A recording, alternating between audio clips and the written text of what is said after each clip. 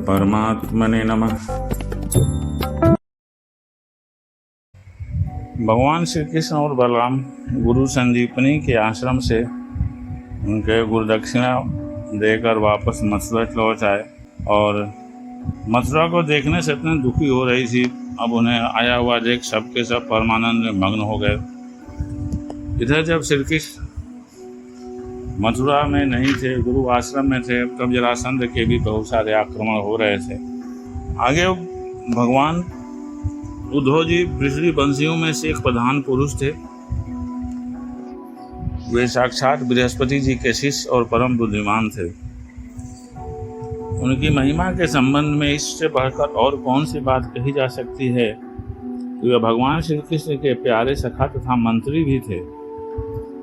एक दिन भगवान श्री कृष्ण ने अपने प्रिय भक्त और एकांत प्रेमी उद्धव जी का हाथ अपने हाथ में लेकर कहा, सौम्य स्वभाव उद्धव, तुम ब्रज में जाओ, वहाँ मेरे माता पिता आनंद बाबा और यशोदा मैया हैं, उन्हें आनंदित करो। और गोपियाँ मेरे विरह की व्याधि से बहुत दुखी हो रही हैं, उन्हें मेरे संदेश सुनाकर उस वेदना से मुक्त करो। उद्धव गोपियों का मन निरंतर मुझ में ही लगा रहता है। उनके प्राण, उनका जीवन, उनका सर्वस्व मैं ही हूँ। मेरे लिए उन्होंने अपने पति पुत्र आज सभी सगे संबंधियों को छोड़ दिया है। यहाँ भक्ति की बात ली गई है कि उन सब गोपियों का मुझ में अनन्य भक्ति है और भगवान यहाँ भक्ति की ही बात लेके कह रहे हैं। इसमें सांसारिक विषय वासना को स्थान नहीं देना चाहिए।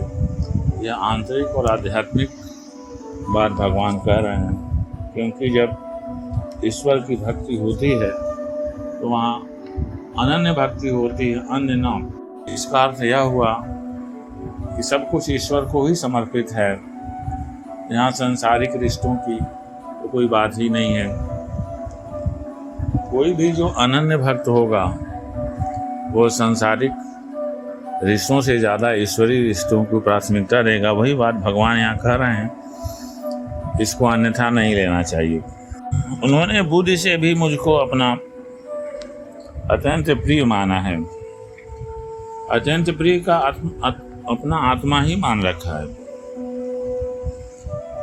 और मेरा यह स्वभाव है कि जो लोग मेरे लिए लौकिक और परलौकिक धर्मों को छोड़ देते हैं, उनका भरण पोषण मैं स्वयं करता हूँ। और साथ यहाँ भक्ति की बात कह रहे हैं कि जो अनन्य रूप से हम पे समर्पित हो जाते हैं, उनके लोक और परलोक सबका भरण पोषण मैं ही करता हूँ। यहाँ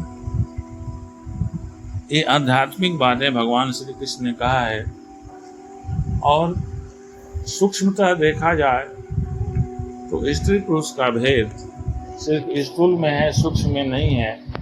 आत्मा का कोई लिंग नहीं होता है। तो यहाँ आत्मा या सूक्ष्म स्थिति से ही भगवान बात कर रहे हैं। मैं उन गोपियों का परम प्रियतम हूँ। मेरे यहाँ चले जाने से मुझे दूरस्थ मानती हैं और मेरा स्मरण करके अत्यंत मोहित हो रही हैं। अतः आप जा कर के उन्हें समझाइए। और तो क्या कहूँ, मैं ही उनका आत्मा हूँ। जब भगवान श्री कृष्ण ने यह बात कही तब उद्धव जी बड़े आदर से अपने स्वामी का संदेश लेकर रथ पर सवार हुए और नंदगांव के लिए चल पड़े। यहाँ संकेत भी देते हैं भगवान कि मैं ही उनकी आत्मा हूँ। अर्थात जब आत्मा शरीर से अलग ही नहीं होती है तो उन्हें अलग कैसे माना जाए। उद्धव जी सूर्यास्त के समय नंद बाबा के ब्रज में पहुंचे। उस समय जंगल से गाँव में लौट रही और इतनी धूल उड़ रही थी, उनका रथ ही ढक गया। ब्रजभूमि में गौओं के लिए अनेकों प्रकार से आवाज सुनाई दे रही थी, बछड़ों के, गौओं के। इस प्रकार जब भगवान श्री कृष्ण के प्यारे अनुसार उद्धव जी ब्रज में आए तब उनसे मिलकर नंद बाबा बहुत ही प्रसन्न हुए। उन्होंने उद्धव जी को गले लगाकर उनका वैसे ही सम्मान किया मानो स्वयं भगवान श्री कृष्ण आ गए हों। समय पर उत्तम अन्न का भोजन कराया और जब वे आराम से पलंग पर बैठ गए सेवकों ने पांव दबाकर पंखा झलकर उनकी थकावट दूर कर दी। तब नंद बाबा ने उनसे पूछा, परम भाग्यवान उद्धव जी, अब हमारे सखा वसुदेव जी जेल से छूट गए हैं। उनके आत्मीय स्वतंत्रता पुत्र आज उनके साथ हैं। इस समय वे सब कुशल से हैं ना? यह बड़े सौभाग्य की बात है कि आपने पापों के फलस्वरूप पापी कंस अपने अनुयायियों के साथ मारा गया, क्योंकि स्वभाव से ही धार्मिक परम साधु जजवंशियों से वह हमेशा द्वेष करता था। अच्छा उद्धव जी, श्री कृष्ण कभी हम लोगों को भी याद करते हैं? यह उनकी माँ हैं, स्वजन संबंधी हैं, सखा हैं, गोप हैं। उन्हीं को अपना स्वामी सर्वस्व मानने वाला यह ब्रज है। उन्हीं की गाँवें वृंदावन और गिरिराज है। क्या कभी इसका स्मरण करते हैं? आप यह तो बतलाइए कि हमारे गोविंद अपने बंधु बांधवों को देखने के लिए एक बार भी यहाँ आएंगे क्या? यदि वे यहाँ आ जाए तो हम उनका मधुर हास्य और मनोहर चित्तवन से युक्त मुख कमल देख तो लेंगे। श्री कृष्ण का हृदय उदार है, उनकी शक्ति अनंत है। उन्होंने दावानल से, आंधी पानी से, अनेकों प्रकार के संकटों से हम लोगों की रक्षा की। जब हम देखते हैं कि यह वह नदी है जिसमें श्री कृष्ण जल क्रीड़ा करते थे, यही वह गिरिराज है जिसे उन्होंने अपने एक हाथ पर उठाया था, तो उनकी लीलाओं को याद करके हम भाव विभोर हो जाते हैं। नंद बाबा का हृदय तो भगवान श्री कृष्ण के अनुराग रंग में रंगा हुआ था। जब इस प्रकार वे उनकी लीलाओं का एक एक करके स्मरण करने लगे, तब तो उनमें प्रेम बढ़ गई। उद्धव जी ने कहा, हे मानव, इसमें संदेह नहीं कि आप दोनों समस्त शरीरधारियों में अत्यंत भाग्यवान हैं, सराहना करने योग्य हैं, क्योंकि जो चराचर जगत के बनाने वाले और उसे ज्ञान देने वाले नारायण हैं, उनके प्रति आपके हृदय में ऐसा वात्सल्य पुत्र भाव है। बलराम और श्री कृष्ण पुराण पुरुष हैं। वे ही दोनों समस्त शरीर में प्रविष्ट होकर उन्हें जीवन दान देते हैं और उनमें उनसे अत्यंत विलक्षण हो ज्ञान स्वरूप जीव हैं, उसका नियमन करते हैं। जो जीव मृत्यु के समय अपने शुद्ध मन को एक क्षण के लिए भी उनमें लगा देता है और समस्त कर्म वासनाओं को धो डालता है और शीघ्र ही सूर्य के समान तेजस्वी तथा ब्रह्ममय होकर परम गति को प्राप्त होता है। वे ही भगवान हैं जो सबके आत्मा और परम कारण हैं। भक्तों की अभिलाषा पूर्ण करना और पृथ्वी का भार उतारने के लिए मनुष्य का ऐसा शरीर ग्रहण करके प्रकट हुए हैं। उनके प्रति आप दोनों का ऐसा प्रेम है। फिर हे महात्माओं, आप दोनों के लिए अब कौन सा शुभ कार्य शेष बच गया है? भक्त वत्सल जदुवंशी रोमणी, भगवान श्री कृष्ण थोड़े ही दिनों में ब्रज में आएंगे और आप दोनों को अपने माँ बाप आनंदित करेंगे।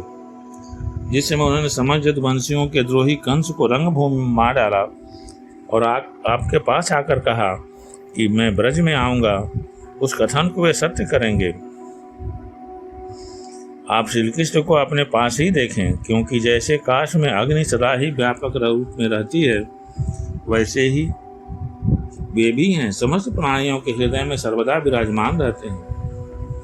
एक शरीर के प्रति अभिमान न होने के कारण न तो कोई उनका प्रिय है और न तो कोई अप्रिय है। वे सब में और सबके प्रति समान हैं, इसलिए उनके दृष्टि में न तो कोई उत्तम है और न तो कोई अधम है। यहाँ तक कि विषमता का भाव रखने वाला भी उनके लिए विषम नहीं है। न तो कोई उनकी माता है, न पिता, न पत्नी और न पुत्र, न अपना है और न कोई पराया है, न देश है और न तो जन्म ही है। इस लोक में उनका कोई कर्म नहीं है, फिर भी वे साधुओं के परित्राण के लिए लीला करते रहते हैं। भगवान अजन्मा है, उनमें प्राकृत सत्य और रज आदि में से एक भी गुण नहीं है।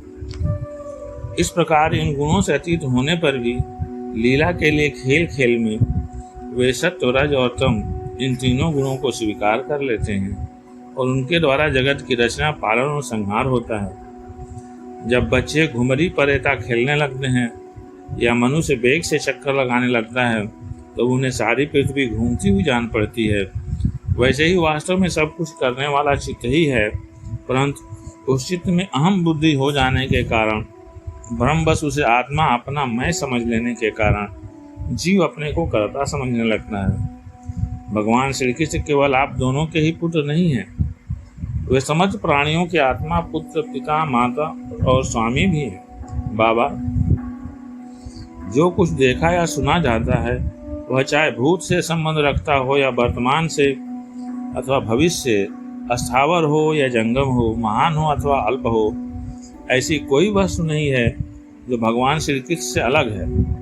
श्री कृष्ण के अतिरिक्त ऐसी कोई वस्तु नहीं है जिसे वस्तु कह सकें। वास्तव में सब वे ही हैं, वे ही परमात्म सत्य हैं।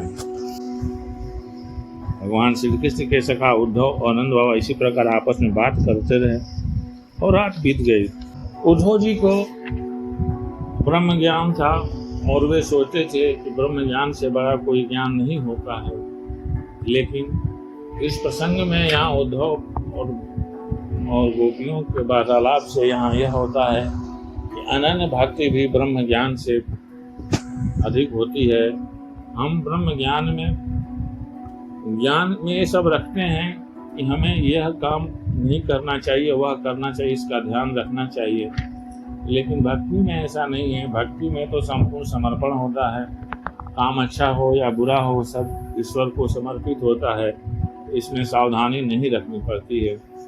उसी अनन्य प्रेम भक्ति में गोपियां थीं और उन्हें ब्रह्म ज्ञान देने के लिए उद्धव जी गए थे। गोपियों ने देखा कि श्री कृष्ण के सेवक उद्धव जी की आकृति और वेशभूषा श्री कृष्ण से मिलती जुलती है। पवित्र मुस्कान वाली गोपियों ने आपस में कहा, यह पुरुष देखने में तो बहुत सुंदर है, परंतु यह है कौन, कहाँ से आया है और किसका दूत है। फिर वहाँ पहुँच गई और वहाँ उनसे वार्तालाप होने लगी। और इस प्रकार जब उन्हें मालूम पड़ा कि ये उनके मित्र हैं और परम हितैषी हैं और वे कृष्ण का संदेश लेकर के आए, तो जब ऐसा उन्होंने सुना तो सभी लोग अपने अपने स्वार्थ के अनुसार ये सोचने लगे कि कृष्ण ने हमारे लिए क्या संदेश दिया है, कृष्ण ने हमारे लिए क्या संदेश दिया है। इस प्रकार गोपियाँ परेशान हो गईं और उनकी यह दशा देखकर उद्धव जी का सारा ब्रह्म ज्ञान जाता रहा।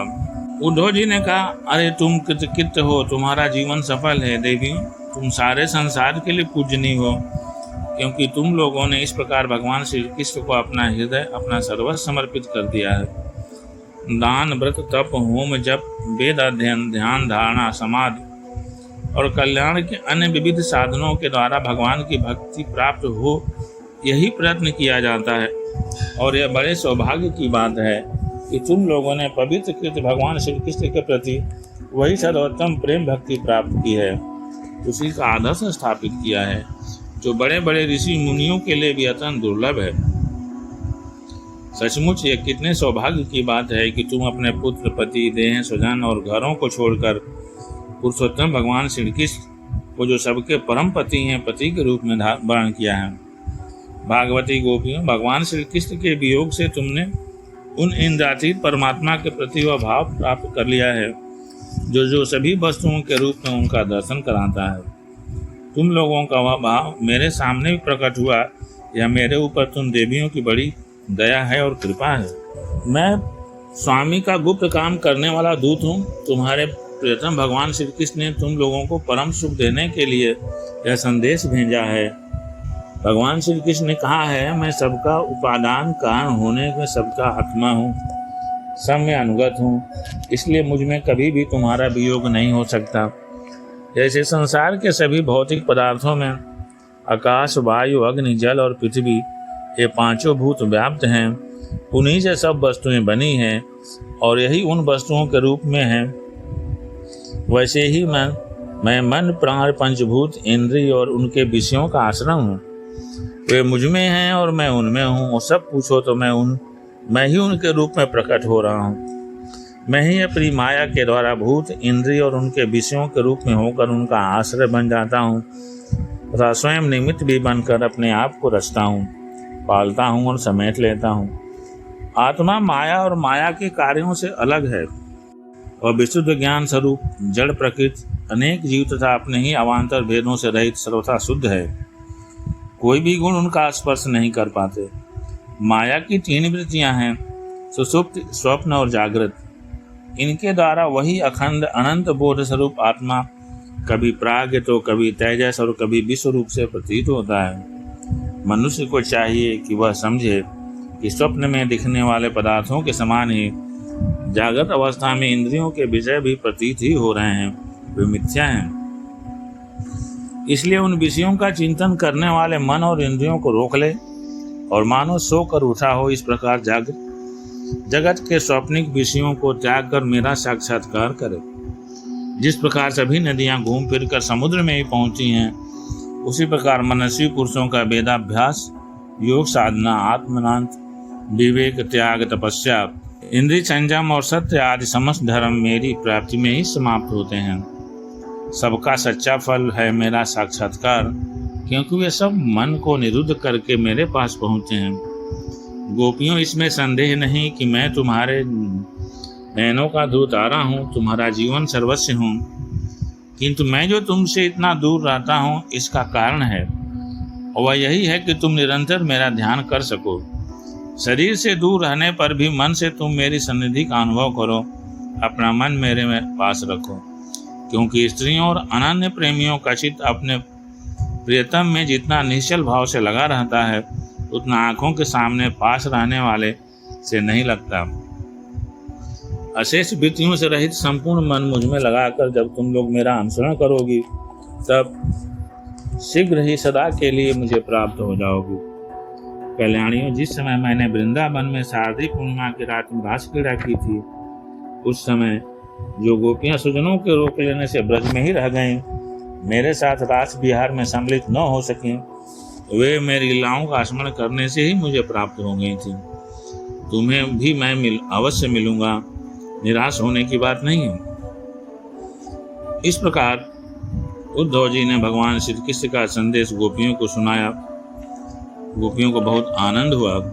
जब उद्धव जी ने श्री कृष्ण के द्वारा कही गई बात को ब्रह्म ज्ञान के रूप में बताया, तब गोपियों ने कहा, हे उद्धव जी, यह तो बड़े सौभाग्य की बात है और आनंद की बात है कि जदुवंशियों को सताने वाला पापी कंस अपने अनुयायियों के साथ मारा गया।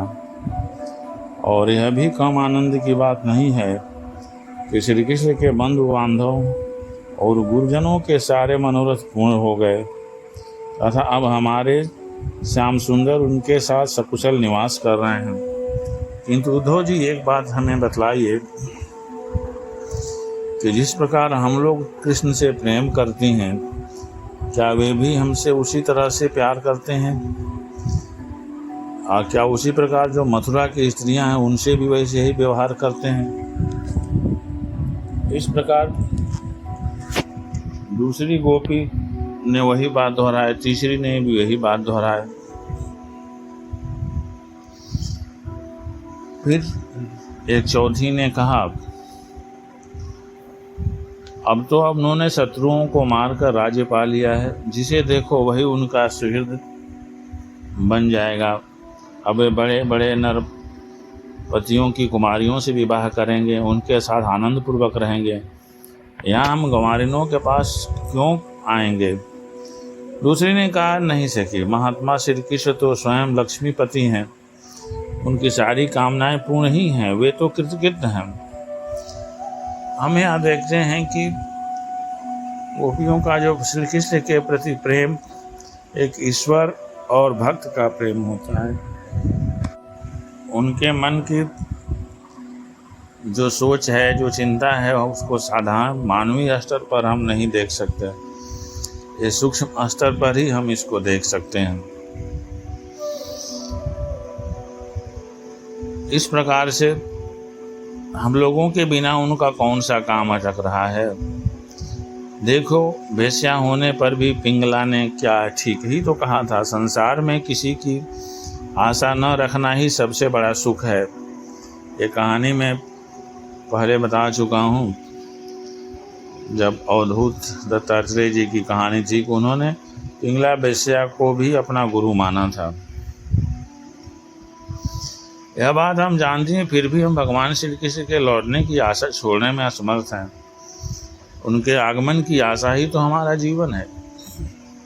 जिनकी कीर्ति का गान बड़े बड़े महात्मा करते रहते हैं, हमसे एकांत में जो बातें की है, उन्हें छोड़ने का, भूलने का उत्साह भी तो हम नहीं कर सकते। उनकी इच्छा न होने पर भी स्वयं लक्ष्मी जी उनके चरणों से लिपटी रहती हैं। एक क्षण के लिए भी उनका अंग संग छोड़कर कहीं नहीं जाते। उद्धव जी, यह वही नदी है जिसमें वे विहार करते थे। यह वही पर्वत है इसके शिखर पर चढ़कर बांसुरी बजाते थे। यहाँ इस जगह का एक एक कण जो है कृष्ण से ओतप्रोत है। तो हम किसी भी तरह से कृष्ण को भूल नहीं सकते हैं। भगवान श्री कृष्ण का प्रिय संदेश सुनकर गोपियों के विरह की व्यथा शांत हो गई थी। वे इंद्रियातीत भगवान श्री कृष्ण को अपने आत्मा के रूप में सर्वज्ञ की स्थिति समझ चुकी थी। अब बड़े प्रेम और आदर से उद्धव जी का सत्कार करने लगी। गोपियों की इस अवस्था को देख करके और भगवान श्री कृष्ण की अनेक लीलाएं सुन करके नंद बाबा के ब्रज में जितने दिनों तक उद्धव जी रहे उतने दिन तक भगवान श्री कृष्ण की लीलाओं की चर्चा होते रहने के कारण ब्रजवासियों को ऐसा जान पड़ा मानो अभी एक ही क्षण हुआ हो। भगवान के परम प्रेमी भक्त उद्धव जी कभी नदी तट पर जाते, कभी वनों में बिहरते और कभी गिरिराज की घाटियों में विचरते। उद्धव जी ब्रज में रहकर गोपियों की इस प्रकार की प्रेम विकलता तथा और भी बहुत सी प्रेम चेष्टाएं देखी। उनके इस प्रकार श्री कृष्ण की तन्मयता देखकर वे प्रेम और आनंद से भर गए। अब वे गोपियों को नमस्कार करते हुए इस प्रकार बोले, इस पृथ्वी पर केवल इन गोपियों का ही शरीर धारण करना श्रेष्ठ एवं सफल है, क्योंकि वे सर्वात्मा भगवान श्री कृष्ण के परम प्रेम दिव्य महाभाव में स्थित हो गए हैं। प्रेम की यह ऊंची से ऊंची स्थिति संसार के भय से भी मुमुक्षुओं के लिए ही नहीं अपितु बड़े बड़े मुनियों, मुक्त पुरुषों तथा भक्त जनों के लिए भी अति वांछनीय ही है। यहाँ उद्धव जी की मन स्थिति कुछ और थी। वहाँ से आने मथुरा से आने के समय उनकी मन स्थिति कुछ और थी कि वे सब मूर्ख हैं, उन्हें किसी चीज़ का ज्ञान नहीं है। लेकिन यहाँ आकर के जब उनकी स्थिति देखते हैं तब उनके समझ में आ गया एक तो स्वयं जो हैं उसमें लीन है। इन्हें हम द्वैत क्या कहें, अद्वैत तो क्या कहें, इन द्वैत और अद्वैत दोनों से परे उन्हीं के साथ अपने आप को लीन कर दिए हैं। उनकी इस भक्ति को देखकर उद्धव जी को बहुत ही आश्चर्य हुआ। हमें इसकी प्राप्ति नहीं हो सकी। सत्य है, जिन्हें भगवान श्री कृष्ण की लीला कथा के रस का इच्छा लग गया है, उन्हें कुलीनता, द्विजाति, समुचित संस्कार और बड़े बड़े यज्ञों में दीक्षित होने की क्या आवश्यकता है। यहाँ यह बताया गया है कि जिन्हें भक्ति मिल गई है, जिन्हें ईश्वरीय प्रेम मिल गया है, उनको यज्ञ करें तो ना करें तो, पूजा करें तो ना करें तो, उससे कोई फर्क नहीं पड़ने वाला है। उनको किसी विधि विधान से नहीं होने वाला है, क्योंकि उन्हें तो वह चीज़ मिल गई है जिसको हम इन सब चीज़ों से ढूंढते हैं। इस प्रकार उनकी विचित्र स्थिति हो गई वहाँ पे। यदि भगवान की कथा का रस नहीं मिला, उसमें रुचि नहीं हुई, तो अनेक महाकल्पों तक बार बार ब्रह्मा भी होने से क्या लाभ है। यहाँ ये बनचरी आचार, ज्ञान और जाति से हीन गांव की गंवार ग्वालने, और कहाँ सच्चिदानंद गंध भगवान श्री कृष्ण में यह अनन्य प्रेम, यह धन्य है। इससे सिद्ध होता है कि यदि कोई भगवान के स्वरूप और रहस्य को न जानकर भी उससे प्रेम करे, उनका भजन करे, तो वे स्वयं अपनी शक्ति से, अपनी कृपा से उसका परम कल्याण कर देते हैं। ठीक वैसे ही जैसे कोई अनजान में भी अमृत पी ले तो वह अपनी बस शक्ति से ही पीने वाले को अमर बना देता है। भगवान श्री कृष्ण ने रासोत्सव के समय इन ब्रजनाओं के गले में डालकर इनके मनोरथ पूर्ण किए। इन्हें भगवान ने जिस कृपा प्रसाद का वितरण किया, इन्हें जैसा प्रेम दान किया, वैसा भगवान की परम प्रेमती नित्य संगनी वक्ष स्थल पर विराजमान लक्ष्मी जी को भी नहीं प्राप्त हुआ। इस प्रकार मैं इस वृंदावन धाम में कोई झाड़ी लता अथवा औषधि जड़ी बूटी ही बन जाऊं, यही सोच रहे थे उद्धव जी। यदि मैं ऐसा बन जाऊंगा तो मुझे इन ब्रजांगनाओं की चरण धूल निरंतर सेवा करने के लिए मिलती रहेगी। कहाँ उद्धव जी अपने आप को ब्रह्मज्ञानी समझते थे, सर्वोच्च समझते थे, लेकिन वहाँ आने के बाद यहाँ तक ये कह रहे हैं कि हमको इनकी चरण धूल भी मिल जाए तो मैं अपने आप को धन्य मानूंगी। धन्य है ये गोपियाँ, देखो तो सही, जिनको छोड़ना अत्यंत कठिन है। उन स्वजन संबंधियों तथा लोक वेद की आर्य मर्यादा का परित्याग करके इन्होंने भगवान की पदवी, उनके साथ तन्मयता, उनका परम प्रेम प्राप्त कर लिया है। औरों की तो बात ही क्या, भगवान वाणी, उनकी निश्वास रूप समस्त श्रुतियाँ, उपनिषदें भी अब तक भगवान के परम प्रेम में स्वरूप को ढूंढती ही रहती हैं, प्राप्त नहीं कर पाती हैं। स्वयं भगवती लक्ष्मी जी जिनकी पूजा करती रहती हैं, ब्रह्मा शंकर आदि परम समर्थ देवता, पूर्णकाम आत्मा राम और बड़े बड़े योगेश्वर अपने हृदय में जिनका चिंतन करते रहते हैं, भगवान श्री कृष्ण के उन्हीं चरण बिंदों को रासलीला के समय गोपियों ने अपने बस स्थल पर रखा। इस प्रकार नंद बाबा के ब्रज में रहने वाली गोपनांग क्षण धूल को मैं बारंबार प्रणाम करता हूँ और सिर पर चढ़ाता हूँ। इन गोपियों ने भगवान श्री कृष्ण की लीला कथा के संबंध में जो कुछ गान किया है वह तीनों लोकों के पवित्र कर रहा है और सदा सर्वदा पवित्र करने वाला है। इस प्रकार कई महीनों तक ब्रज में रहकर उद्धव जी ने अब मथुरा जाने के लिए गोपियों से नंद बाबा और यशोदा मैया से आज्ञा प्राप्त की। ग्वाल वालों से विदा लेकर वहां से यात्रा करने के लिए रथ पर सवार हुए। जब उनका रथ ब्रज से बाहर निकला तब नंद बाबा आदि गोपगण बहुत सी भेंट की सामग्री लेकर उनके पास आए और आंखों में आंसू भरकर उन्हें बड़े प्रेम से कहा, उद्धव जी, आप हम यही चाहते हैं कि हमारे मन की एक एक वृत्ति, एक एक संकल्प श्री कृष्ण के चरण कमलों में अर्पित कर दें, उन्हीं की सेवा के लिए उठे और उन्हीं में लगी रहे। हमारी वाणी नित्य निरंतर उन्हीं के नामों का उच्चारण करती रहे और शरीर उन्हीं को प्रणाम करने, उन्हीं की आज्ञा पालन और सेवा में लगा रहे।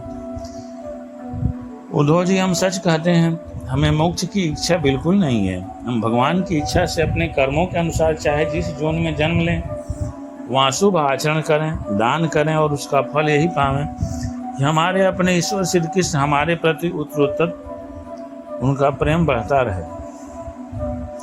नंद बाबा आदि गोपों ने इस प्रकार श्री कृष्ण भक्ति के द्वारा उद्धव जी का सम्मान किया। अब वे भगवान श्री कृष्ण के द्वारा सुरक्षित मथुरापुरी में लौट आए। वहां पहुंचकर उन्हें भगवान श्री कृष्ण को प्रणाम किया और उन्हें ब्रजवासियों की प्रेममयी भक्ति का उद्वेग जैसा उन्होंने देखा था कह सुनाया। इसके बाद नंद बाबा ने भेंट की जो सामग्री दी थी वह उनको वसुदेव जी, बलराम जी और राजा अग्रसेन को दे दी। इसके बाद सबके आत्मा तथा सब कुछ देने वाले भगवान श्री कृष्ण अपने से मिलन की आकांक्षा रखकर व्याकुल हुई कुब्जा का प्रिय करने के लिए उसे सुख देने की इच्छा से उसके घर गए। कुब्जा का घर बहुमूल्य सामग्रियों से संपन्न था। सेजें बिछाई हुई थीं और बैठने के लिए बहुत सुंदर सुंदर आसन लगाए हुए थे। दीपक की शिखाएं जगमगा रही थीं। स्थान स्थान पर फूलों के हार और चंदन रखे हुए थे। भगवान को अपने घर आते देख कुब्जा तुरंत हड़बड़ाकर अपने आसन से उठ खड़ी हुई और अपने सखियों के साथ आगे बढ़कर उसने विधि पूर्वक भगवान का स्वागत सत्कार किया और फिर श्रेष्ठ आसन आदि देकर अनेक उपचारों से उनकी पूजा की। कुब्जा ने भगवान के परम भक्त उद्धव जी की भी समुचित रीति से पूजा की, परंतु वे उसके सम्मान के लिए उसका दिया हुआ आसन छूकर धरती पर ही बैठ गए। अपने स्वामी के सामने उन्होंने आसन पर बैठना उचित न समझा। भगवान श्री के सच्चिदानंद स्वरूप होने पर भी लोकाचार का अनुकरण करते हुए तुरंत उसकी बहुमूल्य सेज पर जा बैठे। तब कुब्जा स्नान, वस्त्र, आभूषण, हार, गंध इत्यादि से अपने को खूब सजाकर भगवान की ओर देखते हुए उनके पास आई। कुब्जा नवीन मिलन के संकोच से कुछ भी झिझक रही थी। कुब्जा ने इस जन्म में भगवान को केवल अंगरांग अर्पित किया था। उसी एक शुभ कर्म के फलस्वरूप उसे ऐसा अनुपम अवसर मिला। कुब्जा भगवान श्री कृष्ण के चरणों को अपने हृदय, वक्षस्थल और नेत्रों पर रखकर उनकी दिव्य सुगंध लेने लगी और इस प्रकार अपने हृदय के सारे आदि व्याधि शांत कर ली। कुब्जा ने दीर्घ काल से बढ़े हुए विरह ताप को शांत किया। परीक्षित, कुब्जा ने केवल अंगरांग समर्पित किया था, उतने से ही उसे उन सर्वशक्तिमान भगवान की प्राप्ति हुई जो केवल मोक्ष के अधीश्वर हैं और जिनकी प्राप्ति अत्यंत कठिन है।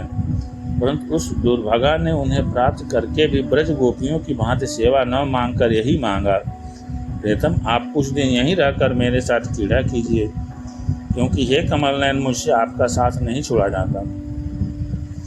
भगवान श्री कृष्ण सबका मान रखने वाले और सर्वेश्वर हैं। उन्होंने अभीष्ट वर देकर उसकी पूजा स्वीकार की और फिर अपने प्यारे भक्त उद्धव जी के साथ अपने सर्व सम्मानित घर पर लौट आए।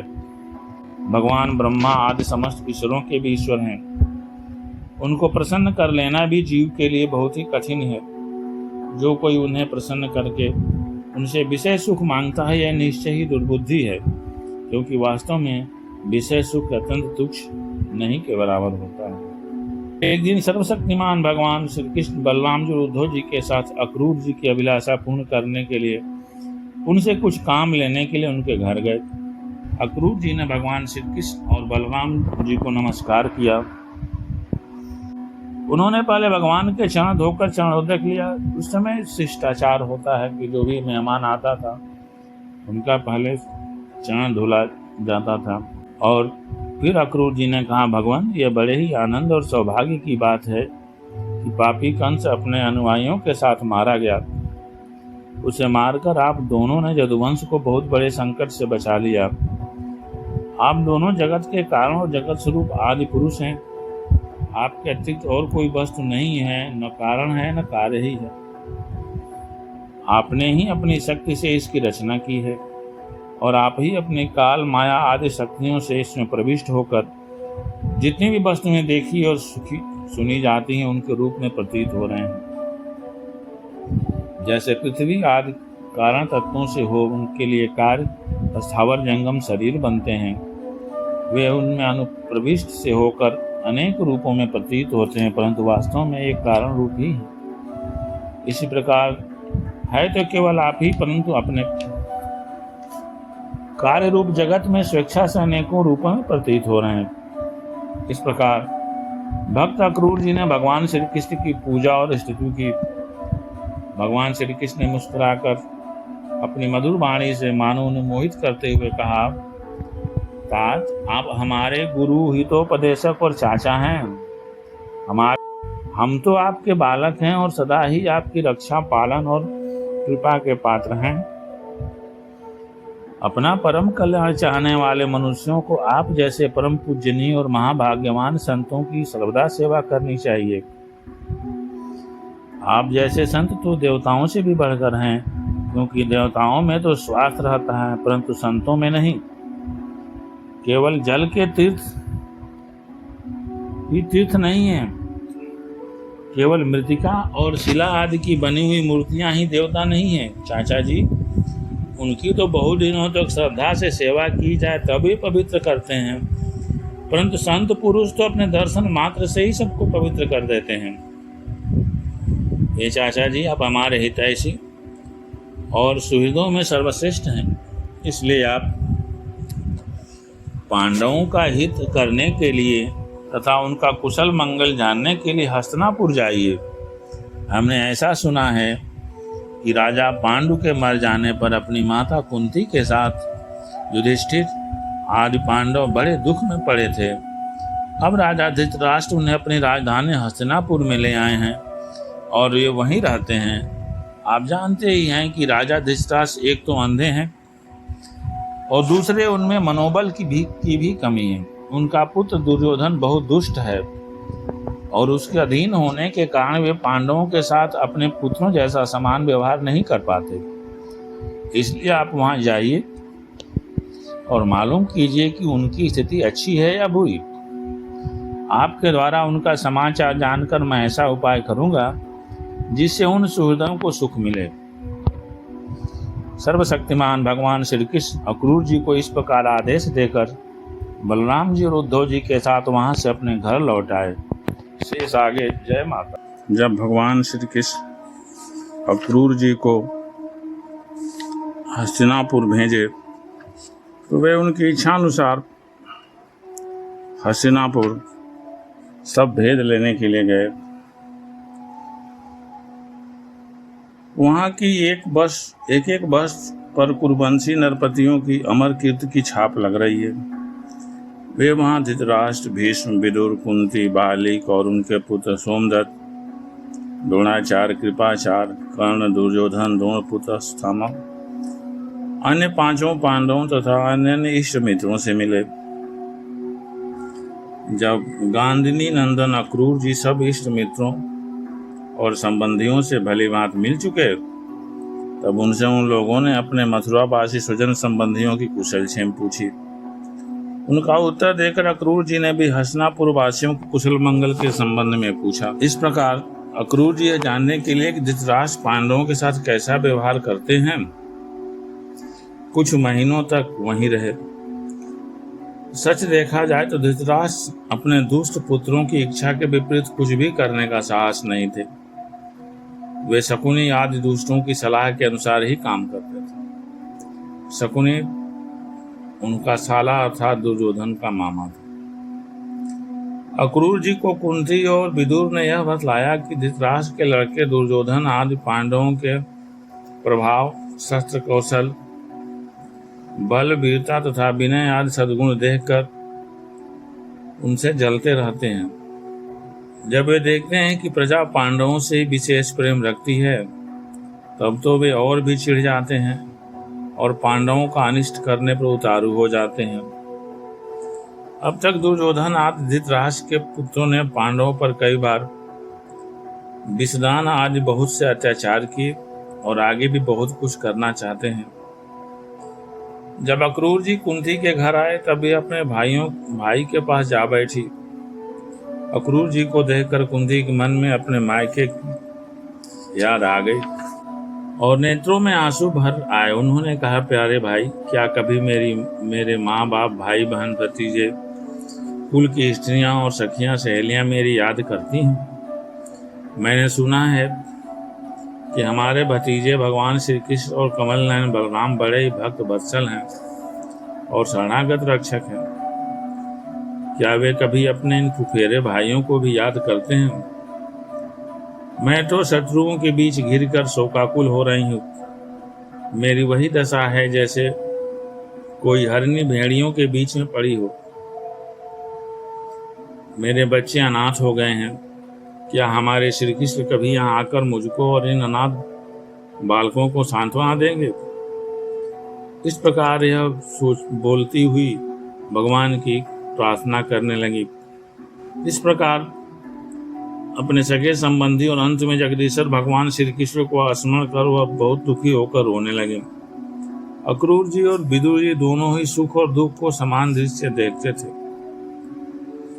दोनों महात्माओं ने कुंती को उसके पुत्रों के जन्मदाता धर्म, वायु और देवताओं की याद दिलाई और यह कहकर कि तुम्हारे पुत्र अधर्म का नाश करने के लिए ही पैदा हुए हैं, बहुत कुछ समझाया, बुझाया और सांत्वना दी। अक्रूर जी जब मथुरा जाने लगे, तब राजा धृतराष्ट्र के पास आए। उन्हें अब तक तो यह बात मालूम हो चुकी थी कि राजा अपने पुत्रों का पक्षपात करते हैं और भतीजों के साथ अपने पुत्रों सा बर्ताव नहीं करते। अब अक्रूर जी ने कौरवों की भरी सभा में श्री कृष्ण और बलराम आदि का हितैषिता से भरा संदेश का सुनाया। महाराज धृतराष्ट्र, आप कुरुवंशियों की उज्जवल कीर्ति को और भी बढ़ाइए। आपको यह काम विशेष रूप से इसलिए भी करना चाहिए कि अपने भाई पांडु के परलोक से जाने पर आप राज सिंहासन के अधिकारी हुए हैं। आप धर्म से पृथ्वी का पालन कीजिए, अपने सद्व्यवहार से प्रजा को प्रसन्न रखिए और अपने स्वजनों के साथ समान बर्ताव कीजिए। ऐसा करने से ही आपको लोक में यश और परलोक में सद्गति प्राप्त होगी। यदि आप इसके विपरीत आचरण करेंगे तो इस लोक में आपकी निंदा होगी और मरने के बाद आपको नरक में जाना पड़ेगा। इसलिए अपने पुत्रों और पांडवों के साथ समानता का बर्ताव कीजिए। आप जानते ही हैं कि संसार में कभी कोई किसी के साथ सदा नहीं रह सकता। जिनसे जुड़े हुए हैं उनसे एक दिन बिछुड़ना पड़ेगा ही। राजन, यह बात अपने शरीर के लिए भी 16वां आना सत्य है। फिर स्त्री, पुत्र, धन आदि को छोड़कर जाना पड़ेगा। इसके विषय में तो कहना ही क्या है। जीव अकेला ही पैदा होता है और अकेला ही चला जाता है। अपनी करनी धरनी का पाप पुण्य का फल भी अकेला ही भोगता है। जिन स्त्री पुत्रों को हम अपना समझते हैं वे तो हम तुम्हारे अपने हैं, हमारा भरण पोषण करना तुम्हारा धर्म है, ये सोचते हैं। इस प्रकार की बातें बनाकर मूर्ख प्राणी के अधर्म से इकट्ठे किए हुए धन को लूट लेते हैं। जैसे जल में रहने वाले जंतुओं के सर्वस्व जल को उन्हीं के संबंधी चाटे जाते हैं। यह मूर्ख जीव जिन्हें अपना समझकर अधर्म करके भी पालता पोसता है, वही प्राण धन पुत्र आदि जीव को असंतुष्ट छोड़कर ही चले जाते हैं। जो अपने धर्म से विमुख है, सच पूछिए तो वह अपना लौकिक स्वार्थ भी नहीं जानता। जिनके लिए वह अधर्म करता है वे तो उसे छोड़ ही देंगे, उसे कभी संतों का अनुभव न होगा और वह अपने पापों की गठरी सिर पर लाद कर स्वयं घोर नरक में जाएगा।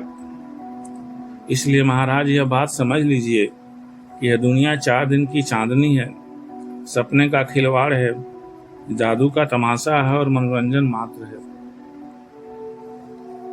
आप अपने प्रयत्न से अपनी शक्ति से चित्त को रोकिए, ममता बस पक्षपात न कीजिए। आप समर्थ हैं, समत्व में स्थित हो जाइए और इस संसार की ओर से उपराम शांत हो जाइए। राजा धृतराष्ट्र ने कहा, दानपति अक्रूर जी, आप मेरे कल्याण की भले की बात कह रहे हैं। जैसे मरने वाले को अमृत मिल जाए तो यह उससे तृप्त नहीं हो सकता, वैसे ही मैं भी आपकी इन बातों से तृप्त नहीं हो रहा हूँ। फिर भी हमारे हित ऐसे अक्रूर जी, मेरे चंचल चित्त में आपकी अप्रिय शिक्षा तनिक भी नहीं ठहर रही है, क्योंकि मेरा हृदय पुत्रों की ममता के कारण अत्यंत विषम हो गया है। जैसे स्फटिक पर्वत के शिखर पर एक बार बिजली कौंधती है और दूसरे क्षण अंतर्ध्यान हो जाती है, वही दशा आपके उपदेशों की है।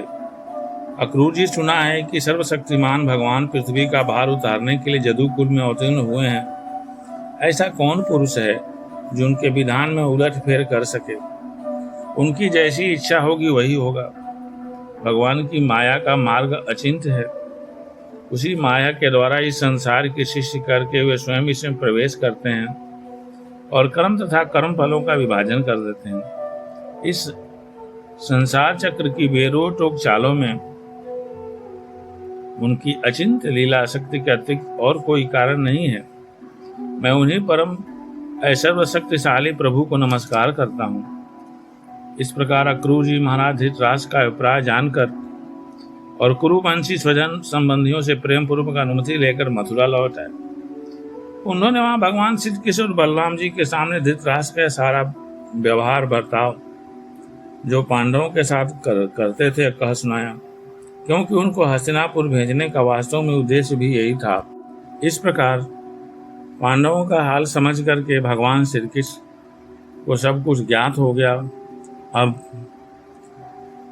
यहाँ मथुरा की हाल सुनाते हैं और जरासंध का कैसे उद्धार हुआ, कैसे वध हुआ या उसके साथ कैसा युद्ध हुआ, वह हम आगे देखेंगे। जय माता दी।